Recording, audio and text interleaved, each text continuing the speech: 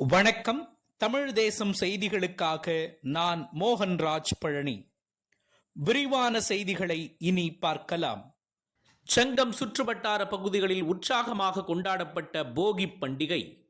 தமிழர்களின் பாரம்பரிய விழாவான பொங்கல் பண்டிகையின் முதல் பண்டிகையான போகி பண்டிகை தைத்திருநாளை வரவேற்கும் விதமாகவும் பழையன கழிதலும் புதியன புகுதலும் என்பதற்கு ஏற்ப வீட்டில் உள்ள பழைய பொருட்களை எரித்தும் மனதில் உள்ள தீய எண்ணங்களை அகற்றியும் புதிய சிந்தனைகளை உருவாக்க வேண்டும் எனவும் இந்த போகி பண்டிகை தமிழர்களால் கொண்டாடப்பட்டு வருகின்றது.